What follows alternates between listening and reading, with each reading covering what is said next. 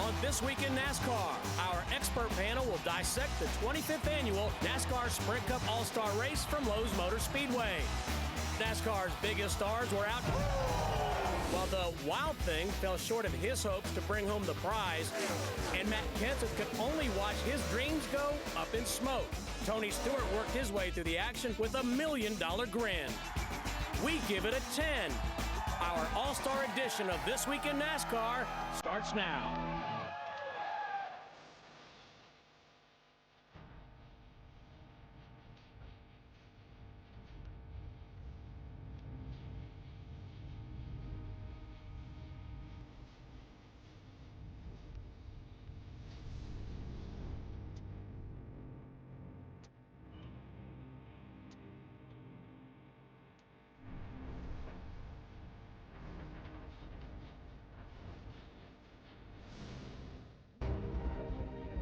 This Week in NASCAR is brought to you by Geico. And hi, everybody. Glad you're with us. I'm Steve Burns. In regards to the last 10 laps of the season, I think we should reference Michael's crew chief, Booty Barker. What'd y'all expect? Joining us here in the studio is Michael Waltrip and Chad Knaus. And we'll get into all the highlights in just a minute. Michael, let's talk about your efforts in the Showdown. Well, we finished 14th, obviously not what we were hoping for. We had some sort of an engine problem during the course of the race, but the car didn't handle well enough either to go up there and be a part of the story. So I'm disappointed, but despite of that, I'm looking forward to the 600 because we gathered information, and I know Chad will attest to the fact that whatever you gain there, whatever you learn there will totally apply to the 600. And we had one car that ran well. Rudiman ran really well. Marcus didn't, and I didn't. So we'll just get all those notes together and figure out what we got to do to be better for the big race this weekend. And you guys were awesome in the first 50 laps of that thing. You guys were just dialed in. Yeah, we really worked on setting our car up for the short run. Obviously, being the segments and the way that the race was broken up, that was going to be the wise thing to do. But the problem was, once it got to 20 laps, it was dead in the water. It didn't really have anything. Like, we couldn't pass Ryan Newman here, and those guys got up on us. But we were able to lead the first segment, or the first half of the first segment, and the second half of the first segment. So we opted for a little bit of pit strategy there. We knew. We came in first, and I thought, okay, if we take 4 tires here and we have a couple of guys beat us off pit road with 2 tires, we should be able to get them. But that was not the case, and track position was just so important. And we got behind those guys in traffic, and we just couldn't get by them. And I think that was kind of the story of the day. Unfortunately, track position kind of played key, and I think you're going to see a very, very difficult race this coming weekend just because of that. Our other panelist, Greg Biffle, was loose. He screamed that several times during the race, and matter of fact, got taken out late. Let's hear what he said after the incident. Yeah, he just, everybody's trying really hard tonight, and the 77 just drove in there probably a little bit too hard. Trying to get a little bit too much on that restart, and just got loose underneath me. I saw him moving up. I moved up the racetrack quite a ways, but I guess he couldn't keep it down, or I didn't, he couldn't save it. So you just got to get these cars really loose to be able to turn, and he was just a little too loose, I guess, took us out. Greg, you guys done? Yeah, we're done. I mean, it only pays to win here, and we were sitting in a great spot, but coming from the back with 15 laps and then a 10-lap shootout, with a tore-up car, we just don't stand a chance of getting up there to the front. Man, I sat there and watched the All-Star race. What a great race. The drama that was playing up to the last 10 laps, I couldn't wait to see the last 10 laps. Biffle gets taken out. There's a lot of stuff that happened during the first 3 segments, but the way the fourth segment was set up and ready to go, whew, that's good stuff. Did you like the 10-lap shootout? Did you like the fact that they changed the format back? Yes. It was.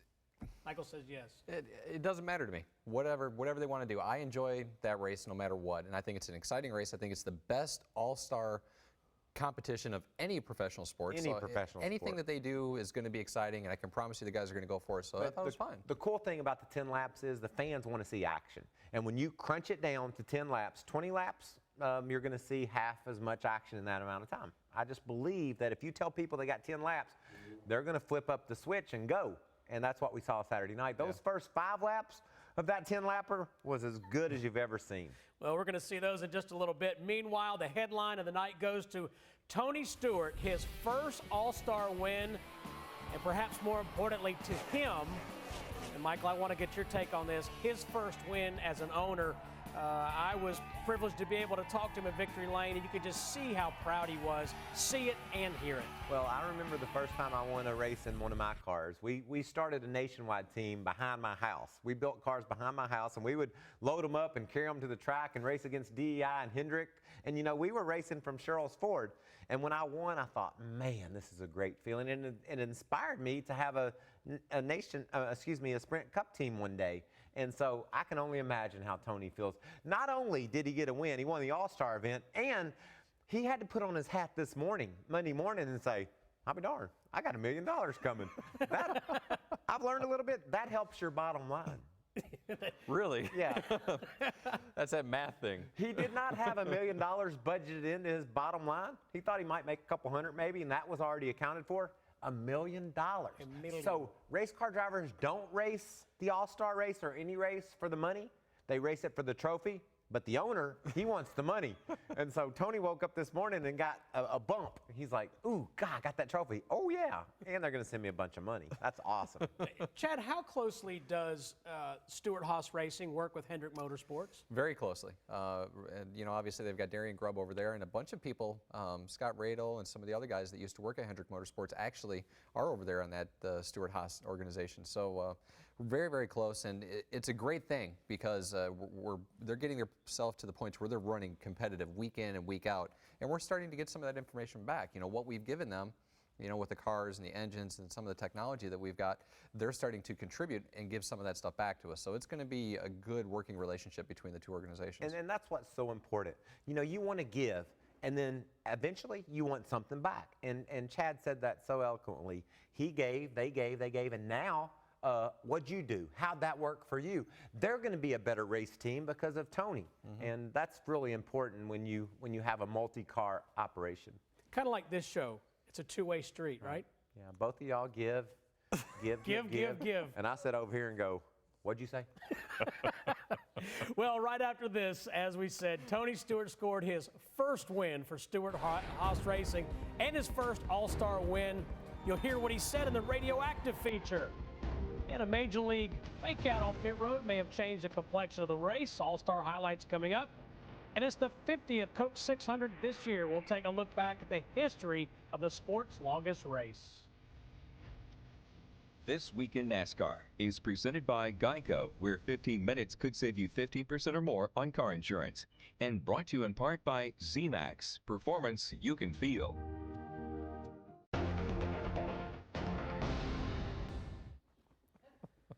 As you might imagine, emotions ran very high, particularly in the last 10 laps on Saturday night with $1 million on the line. Let's listen in our Radioactive feature.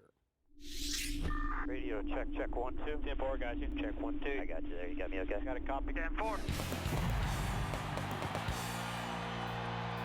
This is an all-out dash for the cash tonight. Green flag is in the air. Now Kahne coming to me. 4, I'll remind you when you get to 10 and 20 for a report. So they just took off. Right, 4 tires. Something still broke. 10 laps to the end, right? We got 2 20-lap segments. To go. Man, we do 20 laps now, another caution, another 20, and then the intermission. We're way too tight. All right, dude, we're staying. 4 is still the magic number. Copy that. I want you to stay out. No matter what happens, just stay out. When you come to run fifth. Fifth in this race don't mean nothing. The only way we're going to win is to stay out. 10-4. Whoa, we got some of them that are staying out. The big fake job by Kyle Busch and Matt Kenseth. Hell, there they all were down there like they were coming. Yeah, 10-4. I think it was only 2 in front of you there. It's all right.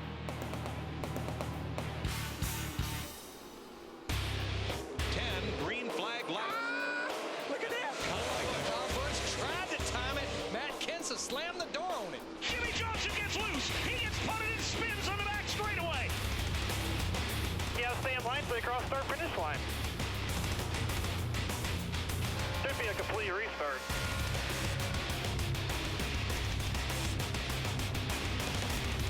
Go tell the 17 to calm down, man. I didn't do anything wrong. I got a better start than he did. I can pass to the outside. No, I can't. That was my fault. David's complaining about him, but, you know, if they didn't throw the caution there, he would have got away with what he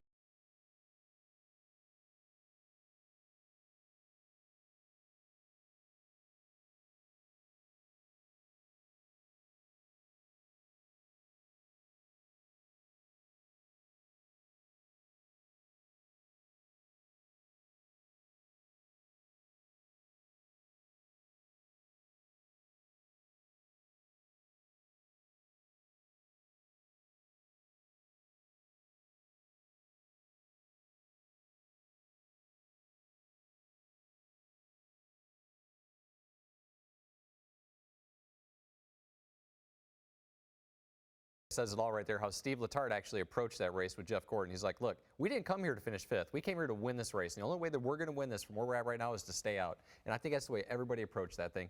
We had made up our mind to pit because we really felt like if we went ahead and got 4 fresh tires and came back out, you know, 4th, 5th, that we'd be able to shoot up by those guys and take off. And unfortunately, our strategy didn't work out. And it looked like the 24s may have until they had that problem coming off of turn 4. But man, what an exciting race. And the funniest thing there at the end was Aaron Kuhn telling Tony to get out of the car and climb the fence. He's like, nope, man, I'm too old and too fat. That was awesome. And how about Kyle Busch saying, I can do, no, I can't do that. Yeah, you forget the rules sometimes when you're in the heat of the moment. Yeah, you ask know? Jimmy. I'm passing these people. Jimmy never did know the format. We got to 10 laps to go. I said, do you know how many laps to go? He goes, 10? Good guess. You got it, buddy. What about how cool it is? Tony Stewart couldn't even remember the rules of qualifying. Jimmy Johnson, he's a champion twice. Jimmy Johnson, he don't know what the rules are. Don't think race car drivers are that smart.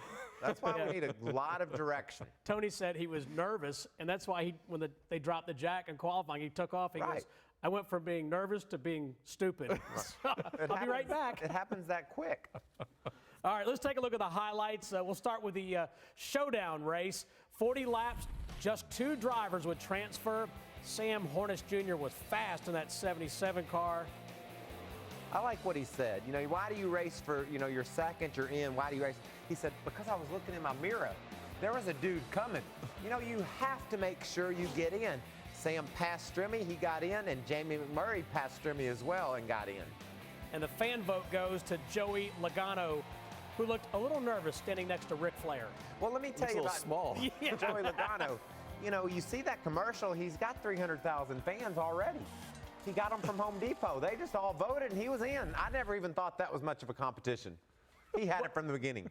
Well, why did the Napa store people They vote? just weren't all lined up behind me like that. We didn't get them in a commercial. You need to rally your troops, You man. put them in a commercial, they would have voted that way. They needed the adaptive 1 brakes. They did. Those things will stop you smooth, no noise, no vibration, just done. Even if you're on fire.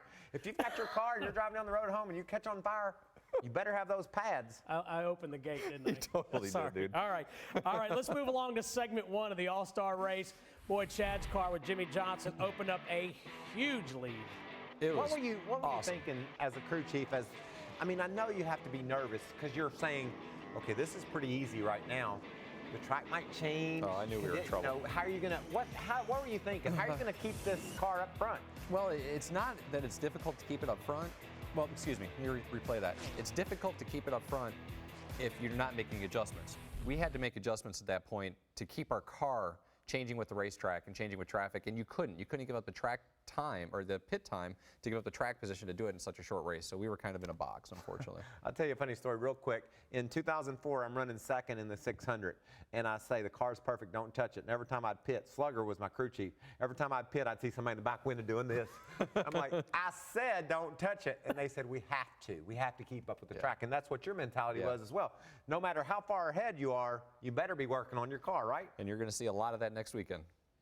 Chasing that racetrack. Absolutely. I finished second in that race. Guess who, too? Sorry. All right, let's move ahead. Time for the Geico Greatest Pit Crew, and we're going to give that to the 18 team. They win. They get the lead off of pit road. Kyle Busch right there. Kyle Busch leads the restart. What about that, though, man? There's so many decisions that have to be made. You have to have a great pit crew, and you also have to make good decisions. It's tough. There was a lot of two-tire stops. Yes. Some 4. I mean, I thought that was pretty interesting. A lot of different strategies. A lot of people watched, what was going on in the Open Showdown. What is it called now? Yes. Showdown. And saw that those guys staying out on old tires, they were able to maintain that. But there were a lot more guys in that race than there were in the All-Star race. So when people started to stay out and then you had 20 guys stay out, it was a lot different, than what we had in our race, where we thought we would see a little bit more jumbling up than what we did, and it just didn't pan out like that. Well, coming up next, we're going to see that wild 10-lap dash for the $1 million. It was exciting, and it didn't disappoint. There's also an exciting truck race Friday night. If you missed it, well, you missed a lot. Highlights in just a bit.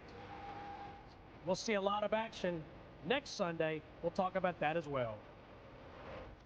The Greatest Pit Crew has been brought to you by Geico, where 15 minutes could save you 15% or more on car insurance. This Week in NASCAR is brought to you by Geico. Hey, how'd you like to own the picture of Tony Stewart's first win in the 14 car? Email your entry, and you could. To enter, go to speedtv.com, click on the Shows tab at the top. Go to the This Week in NASCAR show page. You'll see a link at the bottom to email us. Put smoke on the subject line, and you'll be entered to win. Be sure to include your shipping address in the email. The winner will be revealed on next week's show.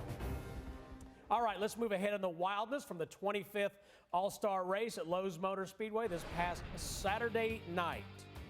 We're now in segment 3 of 4. Kyle Busch in the lead. He faked a pit stop. Now is when the night turns from bad to worse for Greg Biffle. Sam Hornets Jr. in the 77 gets real loose. I think Sam thought he was going to dive in on Greg, and Greg said, no, I need that spot. And anytime you're down on the inside of a guy, you're just going to get looser. And Sam lost his car and wrecked Greg. I can tell you from listening to the scanner, though, Greg was not happy with his race car. They pulled spring rubbers out, I think, and he was, as you guys like to say sometimes, wicked loose. Do you remember last year he was running second, and he was on the radio saying, I'm just a tiny bit loose, just a tiny bit. And he was second. That's if you're a tiny bit loose. This year, he had 12, 15 cars in front of me. I'm loose. Yeah. And so he might have gotten taken out of his misery there by Sam. Yeah, he was screaming it. All right, let's move ahead in the race now. Mark Martin had a great run going, but he slaps the wall, and I was telling Chad a minute ago, Mark is so honest on the radio. He said, guys, I just screwed up. It's all my fault. There was a bunch of that going on. We hit it right there, and yeah, it didn't help our cause any when that happened. Jeff Gordon underneath the 18 of Kyle Busch. Wow, what a power move there. You're not like on the inside. Completing the pass is really important, and Jeff was able to do that. And watch this car. Matt Kenseth rolls in beside Kyle, entering the corner, but through the middle, he's able to get the gas down and complete the pass as well. And they had a good battle. They battled back and forth for quite a while. That wasn't just an easy pass. Jeff Gordon wins segment 3. Steve Letarte told me before the race, he said it's our Texas setup on steroids. They never practiced it. He goes, I just hope it'll grip. It was pretty sporty. They did. They were really good. Their car really came to life after about, I'm going to say about 8-10 laps. The 24 car really started to come on strong. So did the 2 car, actually, when we were out front. Those guys were really coming on strong. They were coming a little too free at the beginning. But, man, once they got some laps, they were flying. Now 10 laps to go. We're going to see the restart officially on lap 90. Oops, watch it. Clear. And the 18 jumps it. He did a good job. He did. This gets real exciting. Watch this. He decided he needed to be on the outside. And watch Matt. He gives him room. And the reason why Matt gave him room is because he knows that that's what he's supposed to do. Did the 11 get into the back of you guys? Yeah, just a little bit. We kind of got pinched down, and Jimmy had to check up just a little bit so he wouldn't hit the car in front of him. The 11 got into him. And, man, what a save. What a save. And I'll tell you what, great job by everybody. I mean, look at all the people that could hit him right now. 1, 2, 3, 4, 5. I mean, Jimmy's like, just earned my money there, boys. He just did, fantastic job. I can't believe we still have that race car today.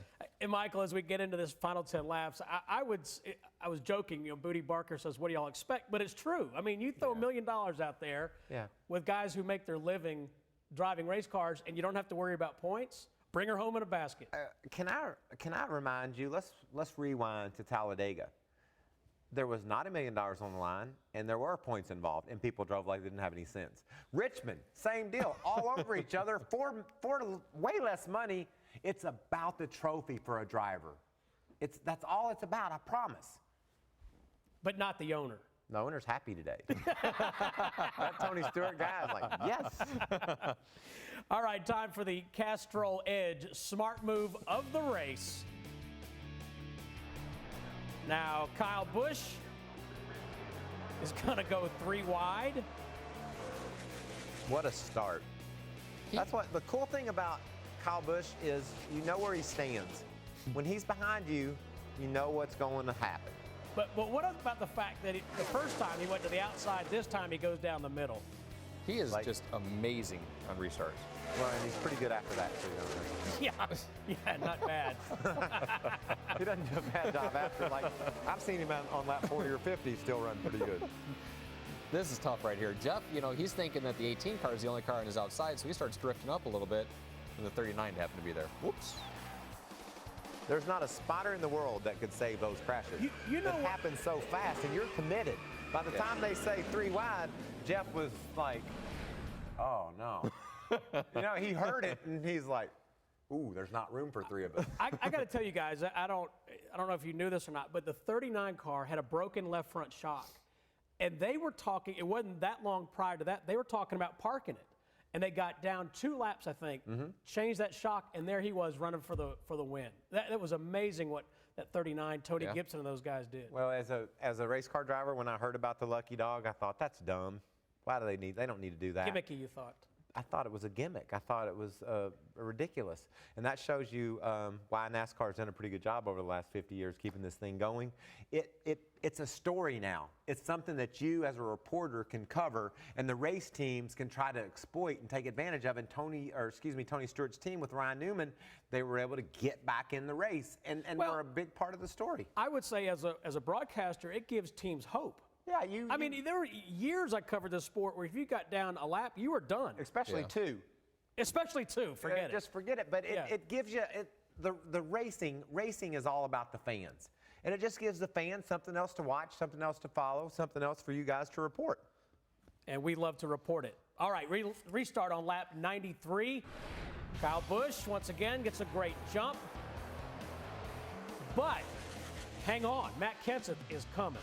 And coming fast. And we saw that early on in the race that he showed a lot of muscle. This was so cool because I'm watching this race as a fan. I'm like, oh, Matt's got it. And then a lap later, a caution comes out. For debris.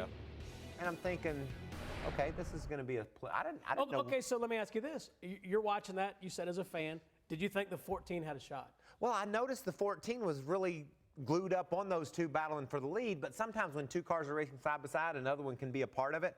So I'm like, Matt has shown me all night long he's got a fast car. Matt's my guy. They throw the green flag, but I really like what Tony's doing right now.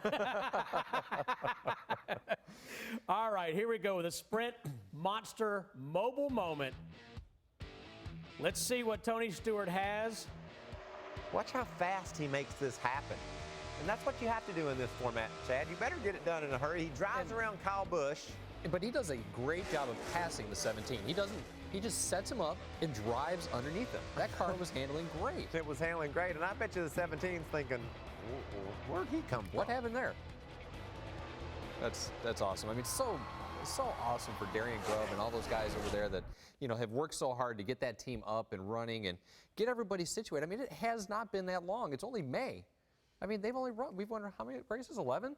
11 races? I mean, that's amazing that those guys have been able to get together, gel, and start to turn out races like that, and they're third in points. I knew that Tony Stewart was a great race car driver. Yeah, second in points. I knew he was a great race car driver. What you don't know, and what I'm sure what maybe you didn't know, it's different when you have to manage people. Well, what I love about Tony Stewart, he's a 2-time champion, obviously. He's a great race car driver. He transitioned into ownership in a very smart way. He partnered with a guy that had a team, they had cars, they had people, they had a relationship with Mr. Hendrick, they had everything there. He just needed to tweak it. When we started MWR, we didn't even have a copy machine when we left for Daytona. So we had a lot of stuff we had to get in line in order to become a team. It took us 3 years, now we're competitive, and I love what we've accomplished. But what Tony did was a real cool way to become an owner. And Tony's spotter, Bob Jeffrey, told me at Darlington, I think it was, he said, what's going to be cool about going to Victory Lane, and people don't really know this, but there are a lot of guys still there from when it was Haas CNC, and they never went to Victory Lane. Yeah, a lot of those guys for years. Right. And a lot of the pit crew guys are still the exact same guys that they had on that team last year, the year before they even had a gym at Haas. These guys would come to Hendrick Motorsports and work out at our facility and train with our pit crew coaches, and they're still the same guys. You know, Kelly Kellis and Daniel and all those guys over there at Shrek. I mean, those guys had never been to Victory Lane until last Saturday night. And Mike Morneau, Shrek. We'll never forget. I'm surprised you do that. Good job. Dude, it's my job. That is your job. He's a broadcaster, reporter slash. Hey, one thing too. And a host. Tony Stewart just took an eraser and erased off what he did in qualifying. You know? Yeah. They changed 2 tires. There's 4-tire stop. He leaves. Just forget it. Nope. Nope. Doesn't matter. He's the All-Star champion for 9. What is this? 9. Guaranteed to be in it for 10 more years. That's it. When we come back, a former champion stood tall in the Camping World Truck Series race, Victory Lane. Plenty of on-track excitement. The highlights next. And last year's Coke 600 had some interesting moments and some things we've never seen before. We'll take a look back when we come back. The Monster Moment has been brought to you by Sprint. For more NASCAR Sprint Cup Series, go to sprint.com/speed. The smart move of the race has been presented by Castrol Edge. Think with your dipstick. Upgrade to new Castrol Edge Advanced Synthetic. Nothing offers better wear and protection.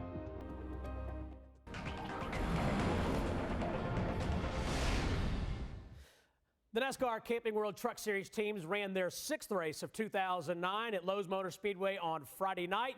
At the end, a veteran stood tall in Victory Lane. Let's take a look. Taylor was completely sideways and spinning through the grass. And back out onto the racetrack in front of a few trucks. Skinner gets clobbered. Skinner gets hit hard down into turn 1. On his side is Mike Skinner, back on the wheels now. There, Skinner was in the grass. See, the roof flap goes up, and then TJ Bell. Ooh, wow. He had no idea. TJ Bell had no idea that 5 was coming up the racetrack. Trouble back straightaway. Leader is in the wall. They tangle, try to get past the lap truck. The leader has hit the wall. Kyle Busch, I believe, is going to make his way through. And he's going to take the Longhorn Chevy Silverado back to Victory Lane at Lowe's Motor Speedway. Good job, Longhorn Day. The 40th time in his storied career that he's able to win in the Truck Series.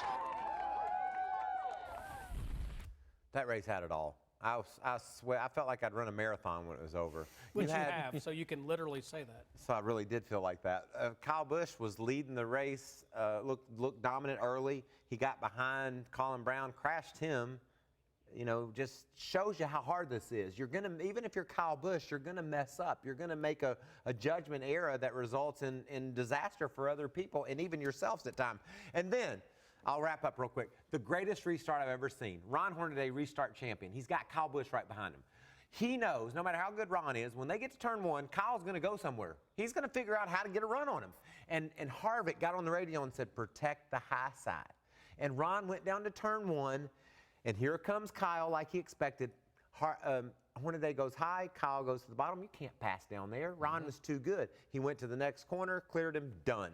I love the teamwork, the owner calling the shot, telling his driver what to do, and then Ron executing. It was really a beautiful thing. Well, Ron Hornaday will get his opportunity for win number 41 at Dover, and that'll be here on Speed Friday, May 29th. Michael will be in the booth with Rick and Phil. Hope you'll be with us for that, 8 p.m. Friday, May 29th from Dover. And NASCAR Race Day built by the Home Depot from Lowe's Motor Speedway this weekend. John Roberts, Kenny, Wendy, Mr. Excitement, Rutledge, 3 p.m. Sunday here on Speed. When we come back, a look back at the history of the Coke 600, which has hosted some great finishes. Plus, the race on Sunday is the longest on the schedule. We'll find out about the strategy to a 600-mile race. This week in NASCAR is brought to you by Geico. Ramp that up a little bit, Steve. No, I liked it. I felt good about that. Hey, all in, Michael. Look at that promo. All in, buddy. You can't see any more all in than last. And NASCAR performance. That's right, baby. But after last Friday, you got to know speed is all in. We checked on the air at 9 a.m. Friday and was on the air till 11:30. 11:30. Special guest on NASCAR Performance this week with Pat Tryson in the 2-car. Oh, yeah, excellent. Wow. Well, the very first race at Lowe's Motor Speedway, June 19th, 1960. 60 cars started that race. 18 were running at the end. Joe Lee Johnson won that very first race. 499 different drivers have raced in a cup race at Lowe's Motor Speedway. Let's take a look back at a few of them. Is that Jimmy's grandfather? This is Charlotte Motor Speedway, Charlotte, North Carolina. 3 million cubic yards of earth were moved to build this incredible 1.5 mile high bank asphalt speedway. Engineers reshaped 551 acres of land to sculpt to this home of the World 600. Longest stock car race in the world. Joe Lee Johnson speeds by and takes the lead. Joe Lee Johnson wins it. Johnson is the first man to see the checkered flag and the historic pride of winning the first World 600 race. Pearson zooms out of the second turn on his way to the white flag. Rubber goes flying as Pearson's right rear tire blows on the backstretch. Pearson hangs on, and with sparks flying as he struggles down the home stretch a final time, takes the checkered flag. And it's now or never for Richard Petty. He has that Dodge wound out all the way. He begins to set Pearson up for the slingshot, but can he pull it off? Onto the tri-oval, both cars are flat out. Petty can't make it, and David Pearson flies under the checkered flag, winner of the 15th World 600. This race is the highlight of a career. The final stepping stone to total success. The big one that has slipped away so many times. Richard Petty wins the World 600, America's longest racing classic. Neil Bonnet in car 75 took the lead with Richard Petty hot on his trail. Petty was gaining slowly on Bonnet when the laps ran out. Neil Bonnet took the checkered flag at the World 600 for the second year in a row. Allison and Yarborough were locked in a battle to the finish. Door handle to door handle, they raced until 16 laps to the end. Yarborough's engine went up in smoke in turn 1. His hope for his first World 600 victory was gone. Allison breezed to the checkered flag. Oh, Greg Sachs getting tagged. He comes right in front of car number 3. 1 lap penalty on Earnhardt. Earnhardt has come back from a lap down. What a battle for the lead. Earnhardt and Ernie Irvan wheel to wheel, and Earnhardt goes back in front. Back to the line comes Earnhardt to win it. Johnson closing on Labonte. It's all for the win right here. Here he comes, outside. He's not going to be able to do it, I don't think. They're side by side. Here he comes. Jimmy Johnson got it in the 48 car. He did it. Boy, was that worth staying up late. Incredible. Well, we started that segment with Joe Lee Johnson winning, and then we ended it with Jimmy Johnson winning. And no, they're not related. Are they related? No. I like the narrator. The longest stock car race in the world. Oh, I love Bud Lindemann. Did you hear him? He's got him in the pocket. Richard Petty is sucking up. Ultimate success. Don't you love our sport? I mean, we can look back 50 years to when the sport was in its infancy and see highlights and watch what guys used to do. The cars have changed so much. The sport has changed quite a lot, but the passion that the drivers have, and you saw a guy just limping home on a flat tire winning a race. Nowadays, on the last lap, if you limp home with a flat tire, you're going to finish 27th. I think the other thing that's really neat about that is if you look at the facility, how beautiful Lowe's Motor Speedway is now, and all the racetracks for that matter, compared to what we had back then, where they were just standing. They do still stand on top of pickup trucks sometimes. Yes, they but do. It's you got the nice motorhomes now. You got the great seating, the suites, and it's just the family areas. I mean, it's amazing to look at what we've got now compared to what they had back then. When they built those condos, I think in like 83, 84, and everybody thought Bruton Smith was crazy, and Darrell had an opportunity to buy one for like 80 grand or something, and now they're worth a lot more. I just got a text from Darrell. He said, "What the heck I'm a 4-time winner of the 600. Where was I in the video montage? Oh. No DW. I find that very hard to believe, but when we talk about the 600. Let's run with it, Steve. I'm with you. I'm all in. We used to talk about it being an endurance race and you got to save your equipment, but I think that has really transitioned to the focus being on keeping up with the track. Yeah. The Lowe's Motor Speedway really changes a lot, and I think if you look at a lot of these races, the temperature swing that we go through, and it's going to be pretty evident this weekend because I think we're supposed to start off about 80 degrees at 5 o'clock on Sunday night, and then, 80 degrees at 5 o'clock on Sunday night, and then it's going to be in the 60s later on in the evening. So the track's going to take a huge temperature swing, but just the radiant heat from the sun really changes the oils and stuff on the racetrack. The track will really make a big swing about twilight, and then another one about 100 laps from the end of the race. And if you want to stay up front, you're going to have to make some big adjustments. And used to it was black and white. You just loosened your car up all night. But now, about the time you get to mile marker 500, you got to start tightening it back up. The moisture in the air makes the track change again. It makes it very difficult for a driver and his crew chief to stay on top of. By the way, when Chad mentions the temperature, he knows what the humidity is going to be at like 7 o'clock. He knows exactly what it's going to be. That's really the dew point we're concerned about. Dew point, sorry. You know, air density is Yes. really important. Humidity. Well, see, we've got Scotty Maxim, and he tells us the barometric pressure. So we've got it all. This is a great race, remember, you know, we saw Joe Lee Johnson win the 600 back at the first one. Remember that song about Steve Azar? I'm waiting on Joe, whoa, what do you know? Nobody was waiting on Joe that day. No, good point. He by wasn't you. waiting on anybody either. Let's not wait on the last 10 winners graphic either. Let's put that in and take a look at that. Let's go down that path. Put your lawyer pants on and walk down that road. Let's go down Casey Kahne, Casey Mears, Casey Kahne, a lot of Caseys. If your name isn't Jimmy or Casey, you ain't won it in the last 5 years. Just forget that. Yeah.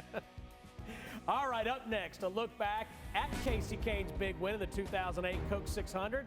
It was his second 600 win. Plus, Casey swept the All-Star race and the 600 last year. How many other people have done that? We'll let you know. Stay with us. Take a look at the weather for this coming weekend. Temperatures should be pleasant, only a 40% chance of rain here in the Charlotte area for the 600 weekend. Well, since the All-Star race started in 1985, 6 drivers have won both the All-Star race and the 600. DW, the first to do it in 1985. Casey Kahne did it a year ago. This is the Coca-Cola 600. It is the longest race in NASCAR. And this is an amazing Salute the Troops Day, isn't it? Tonight, we'll say goodbye to a legend. We're getting set to go green flag racing here at the Lowe's Motor Speedway. As 400 laps, you know you got to be in there the next 4 or 5 hours. Of course. Now tightening up center. Pole sitter Kyle Busch has got some problems out there. He just radioed in and said something's going wrong. It's popping and sputtering and whatever. Switch boxes. The bolts are down to 12. What's wrong with the alternator? Right rear pressure. Just dragging the balance pretty damn hard, Kenny. 10-4, man. I was hoping that would wear off here in a little while. Just not acting the same after this cycle on the tires. Same cycle as those guys ahead of you, bud. Just settle in. You'll be fine. Kurt Busch is coming like a rocket. Car is tight on entry and loose when I pick up the throttle center out. But we're going to put a half pound back in the left. Our entry is what's going to hurt us later tonight. We're moving from the daytime into the nighttime, and right now, Casey Kahne is beginning to rumble. Can we go any faster than that, or what's the problem? Don't have much downforce. Yeah, we can go faster. This is a race for the lead, side by side. Junior's in the wall, they're in touch. Junior's in trouble. A hit up here in turn number 3 and 4. Blow the right front tire, please. Someone just threw like a beer bottle. Barely missed me. And they were probably trying to hit the 18. You're the leader now, babe. 7 to go at the line. 7. Stewart's about a straightaway ahead. He had to take less gas. Tony Stewart has a problem. He's slow in the banking in turn number 2. I got a flat right front. Surprise, surprise. Casey Kahne thought he was going to finish second. He is going to be heading to victory lane. Hit your marks. Keep focused. Casey Kahne going to victory lane here at the Lowe's Motor Speedway for the 3rd time. Woo! What happened to Stewart? had a flat right front, buddy. Had a flat right front. He won.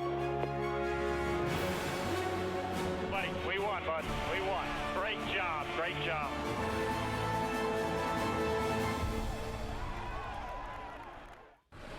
And when we come back on This Week in NASCAR, we have a question about onboard cameras and specifically about the weight they add to the race car. You'll hear the answer coming up.